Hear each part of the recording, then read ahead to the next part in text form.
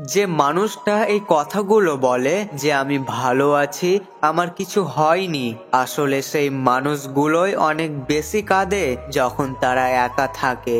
সে মানুষটাকে তুমি কখনোই কষ্ট দিও না যে মানুষটা তোমাকে মন থেকে চায়, কারণ একদিন এমন সময় আসবে যখন মন তোমার কাছেই থাকবে কিন্তু মন থেকে চাওয়ার মানুষটা আর থাকবে না।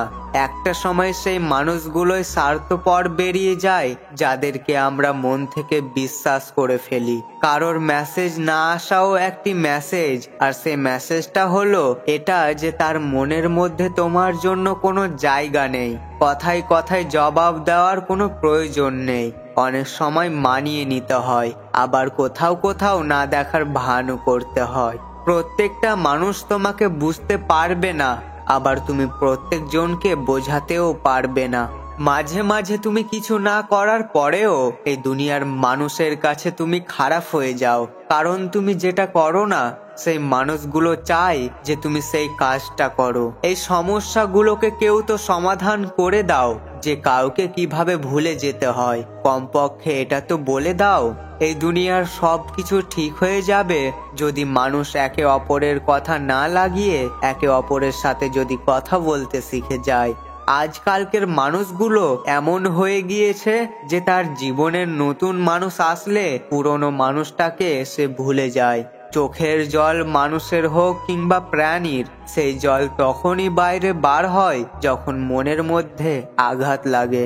কথা কম বলো আর কাজ বেশি করো, কারণ আজকালকার মানুষগুলো শুনতে কম পায় আর দেখতে বেশি পায়। বিশ্বাস আর ভালোবাসা এই দুটি এমন জিনিস যেটা হয়ে গেলে সহজে ভাঙে না, আর যেটা ভেঙে যায় সেটা জোড়ানো যায় না, কারণ এই দুটির মধ্যে একটিও জোর করে হয় না। কাউকে দেখে আমি কখনোই মন খারাপ করি না, কিন্তু হ্যাঁ, স্বার্থপর মানুষগুলোকে আমি কখনোই দেখতে পারি না। ভালো মানুষের একটি ভালো গুণ থাকে, আর সে সব সময় ভালোই থাকে। না হলে খারাপ মানুষের ভালো দিকগুলো তার খারাপ সময় আসলে উধাও হয়ে যায়। যে মানুষগুলো নিজের মনের মধ্যে থাকা ইমোশনাল এবং নিজের কষ্টগুলোর সাথে লড়াই করতে শিখে যায়, তখন বুঝে নিও সে মানুষটা একা বাঁচতে শিখে যায়। প্রথম ভালোবাসা হয়তো এই কারণে সফল হয় না কারণ তুমি যেন দ্বিতীয় ভালোবাসার মূল্য বুঝতে পারো। শুধু একটি ভুল করার কারণে এই দুনিয়ার মানুষ আমাদেরকে ভুলে যায়, কিন্তু হাজার ভুল করার পরেও মা বাবা আমাদেরকে আপন করে নেয়।